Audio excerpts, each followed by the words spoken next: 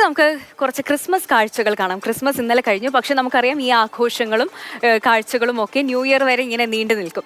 Thiruvananthapuram വെങ്ങാനൂരിലെ Christmas ആഘോഷങ്ങളിൽ കൗതുകമായിരിക്കുന്നത് അവിടുത്തെ ഒരു പള്ളിയിലെ ക്രിസ്മസ് ട്രീ ആണ്. 25 അടി ഉയരമുള്ള പടുകൂറ്റൻ ക്രിസ്മസ് ട്രീ ആണ്. നമുക്ക് ആ കാഴ്ചകൾ കണ്ട ശേഷം കൂടുതൽ വിശേഷങ്ങൾ പറയാം. ക്രിസ്തുമസ് ആഘോഷങ്ങളുടെ കാഴ്ചയിൽ ആദ്യം കണ്ണുടക്കുന്നത് 25 അടി നീളമുള്ള ക്രിസ്മസ് ട്രീയിൽ. ഇരുമ്പു ചട്ടക്കൂടിൽ 6000 അടി നീളത്തിൽ വർണ്ണപ്പൂക്കൾ ചുറ്റിയാണ് ക്രിസ്മസ് ട്രീയുടെ നിർമ്മാണം. സഭാവിശ്വാസികളുടെ എല്ലാ സഹകരണത്തോടെ യുവജനങ്ങളുടെ ഒരാഴ്ചത്തെ അധ്വാനമാണ് നിങ്ങൾ ഈ കാണുന്ന ഈ മനോഹരമായ ക്രിസ്മസ് ട്രീ. ഇതൊരു ഐക്യത്തിന്റെയും സന്തോഷത്തിന്റെയും അനുഭവമായി കാണുന്നവർക്കും ഭവിക്കട്ടെ എന്ന് ആത്മാർത്ഥമായി സഭാ പുരോഹിതൻ എന്ന നിലയിൽ പ്രാർത്ഥിക്കുന്നു.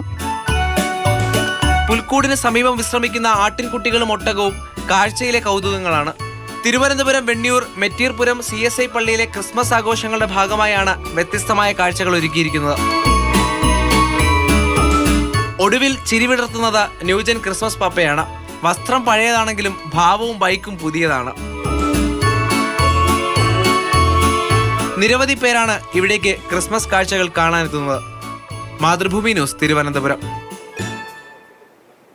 ജിബിൻ ചേവി നമുക്കൊപ്പം ചേർന്നുണ്ട്. ജിബിനെ, ക്രിസ്മസ് ആഘോഷം അത് ഇപ്പോഴൊന്നും കഴിയില്ല, നമുക്കറിയാം. ഈ പടുകൂറ്റൻ ക്രിസ്മസ് ട്രീ നമ്മൾ ഇന്നലെയും കാണിച്ചിരുന്നു. ഒരു ക്രിസ്മസ് പുൽക്കൂട് ഗ്രാമമൊക്കെ നമ്മൾ ഇന്നലെ തത്സമയം റിപ്പോർട്ടറിൽ കാണിച്ചിരുന്നു. ഇപ്പോൾ ഇതേ ഒരു പടുകൂറ്റൻ ക്രിസ്മസ് ട്രീ, അതുപോലെ തന്നെ ന്യൂജൻ ക്രിസ്മസ് പാപ്പ അല്ലേ. എന്തൊക്കെയാണ് വിശേഷങ്ങൾ, പറയൂ.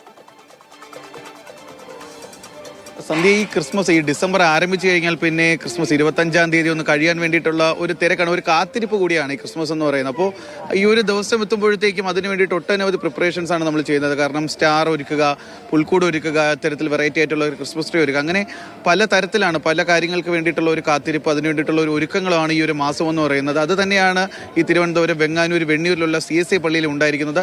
അവിടെ ഏറ്റവും വ്യത്യസ്തമാർന്ന ഒരു 25 അടി ഉയരമുള്ള ഒരു ക്രിസ്മസ് ട്രീ ആണ് അവർ നിർമ്മിച്ചിരിക്കുന്നത്. അതിൽ ഏകദേശം 6000 അടിയോളം നീളമുള്ള വർണ്ണ പൂക്കൾ കൊണ്ട് നിർമ്മിച്ച ഒരു ക്രിസ്മസ് ട്രീ എന്നൊരു പ്രത്യേകത കൂടി ഇവിടെയുണ്ട്. ഇവിടുത്തെ ഇത് മാത്രമല്ല, അതായത് ഒരു ക്രിസ്മസ് ട്രീയുടെ കാര്യം മാത്രമല്ല, അവിടെ ഒരു വെറൈറ്റി ആയിട്ടുള്ള ഒരു പാപ്പ ഒരുക്കിയിട്ടുണ്ട്. അതായത് നേരത്തെ അച്ഛൻ ബൈറ്റിൽ പറഞ്ഞ ഒരു കാര്യമുണ്ട്. അതായത് അവിടുത്തെ യുവാക്കളുടെ ഒരാഴ്ചത്തെ കഷ്ടപ്പാടാണ് ഈ കാണുന്നതെന്ന്. അത് തന്നെയാണ്. അതായത് പലരും ഈ ഒരു സീസൺ എത്തുമ്പോഴത്തേക്ക് ജോലിക്കൊക്കെ പോകുന്നവരായിരുന്നാലും പഠിക്കാൻ പോകുന്നവരായിരുന്നാലും അവരുടെ ജോലി കഴിഞ്ഞതിന് ശേഷം ഒന്നിൽ ഈ പള്ളിയിൽ ക്രിസ്മസ് ട്രീയും പുൽക്കൂട് ഒരുക്കുന്നിടത്തേക്ക് ഓടിച്ചെല്ലുക, അല്ലെങ്കിൽ നമ്മുടെ നാട്ടിലെ ക്ലബ്ബുകളിൽ ഇത്തരത്തിലുള്ള കാര്യങ്ങൾ ഒരുക്കുന്നിടത്തേക്ക് ഓടിച്ചെല്ലുക. ഞാനും അതുപോലെ തന്നെയായിരുന്നു. കാരണം ഈ ഒരു മാസം ഡിസംബർ 1-ാം തീയതി തുടങ്ങിയത് മുതൽ തന്നെ ജോലി കഴിഞ്ഞിട്ട് ആദ്യം ഓടിച്ചില്ലെന്ന പള്ളിയിലേക്കാണ്.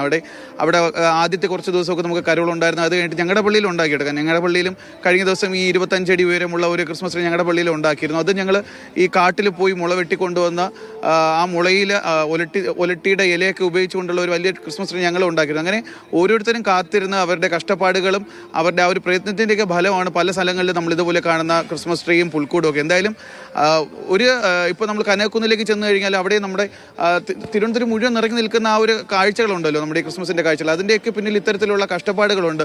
ഈ ഓരോരുത്തരും ഉറങ്ങാതെ കിടന്ന് ഓരോ രാത്രിയും പകലോളം നിന്ന് പണിയെടുത്ത ഒരു കഷ്ടപ്പാടിൻ്റെ വില കൂടിയാണ് ഈ കാണുന്ന ലൈറ്റ് അറേഞ്ച്മെൻറ്റ്സ് ആയിരുന്നാലും ക്രിസ്മസ് ട്രീകളായിരുന്നാലും പുൽക്കൂടുകളെല്ലാം. സന്ധ്യ, തീർച്ചയായും ജിബിൻ, അത്